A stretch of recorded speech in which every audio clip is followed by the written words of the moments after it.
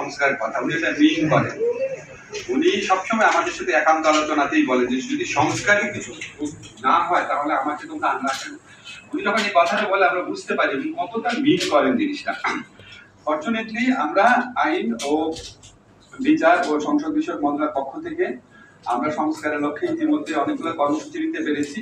আপনারা আমাকে কথা বলতে দেখেন, কিন্তু এর মূল কৃতিত্ব হচ্ছে আমাদের যারা অফিসার আছে ওনারা দিন রাত কষ্ট করে, অনেক সময় শুক্র শনিবার অফিস করেছে, অফিস আওয়ার পরেও অফিস করে, এবং আমি তাদের সাথে খুবই রাগারাগি করি, কাজে একটুখানি দেরি হলেও তারপরে তারা এত একনিষ্ঠ হয়ে কাজ করেন, এর মূল ক্রেডিট হচ্ছে ওনাদের। আমি জাস্ট আপনার এটাকে হয়তো একটু গাইড করি, একটু এটাকে আপনার এনকারেজ করার চেষ্টা করি। আমি আপনাদেরকে বলি আমাদের মন্ত্রণালয়ের পক্ষ থেকে আমরা 3টা টার্গেট করেছি সংস্কার কার্যক্রমের ব্যাপারে।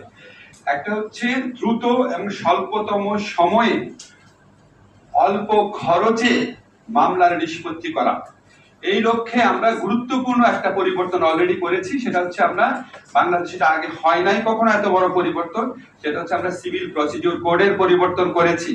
আপনারা জানেন আমাকে অনেক আইনজীবীরা ধন্যবাদ জানিয়েছেন যে আমরা কতগুলা পদক্ষেপ সেখানে নিয়েছি, আপনারা তো জানেন সেই বিধানগুলো আর কি।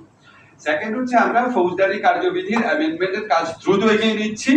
আশা করি আমরা আগামী 1 মাসের মধ্যে এটা আমরা আইন আকারে পাশ করতে পারবো। এটা নিয়ে আমরা একটা কনসালটেশন করেছি, আর একটা কনসালটেশন অতি দ্রুত করব।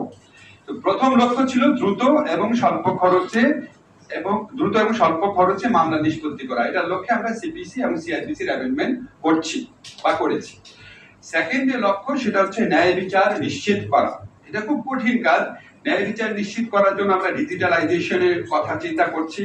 আমরা হাই কোয়ালিটি ট্রেনিং, আমাদের যে জাজদের যে ট্রেনিং কারিকুলাম আছে সেটা কোয়ালিটি ইমপ্রুভ করার কথা চিন্তা করছি। জাজদের অ্যাকাউন্টেবিলিটি বাড়ানোর কথা চিন্তা করছি। আপনারা জানেন আমরা যারা জাজ আছেন, যারা আইন বিভাগে যারা কর্মচারী আছেন, কর্মকর্তা আছেন, সবার আমরা সম্পদ বিবরণী সংগ্রহ করেছি, সেটা নিয়ে আমরা ভবিষ্যতে আরো কাজ করব। এছাড়া আমরা আইনজীবীদের সাথে সহযোগিতায়, ওনারা অনেক সহযোগিতা করছেন আমাদের, ওনাদের সাথে সহযোগিতা করে আমরা দ্রুত ন্যায় বিচার নিশ্চিত করার যে আমাদের সেকেন্ড লক্ষ্য সেটা পূরণ করার চেষ্টা করছি। আমাদের যে থার্ড লক্ষ্য সেটা হচ্ছে মামলার অভিশাপ থেকে মানুষকে মুক্তি দেওয়া। এই থার্ড লক্ষ্য পূরণ করার জন্যই আমরা আইনগত সহায়তা প্রদান যে সংস্থার অধীনে যেই সংশ্লিষ্ট আইনগুলো আছে সেই আইনগুলোর পরিবর্তন করতে যাচ্ছি।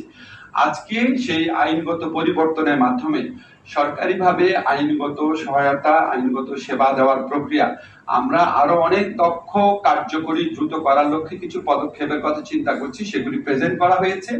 এখানে আমাদের যারা আইনগত বেসরকারি পর্যায়ে যারা আইনগত সহায়তা প্রদান করে থাকেন, আমাদের যারা সিনিয়র আইনজীবীরা আছেন, আমাদের যারা লিগ্যাল এইড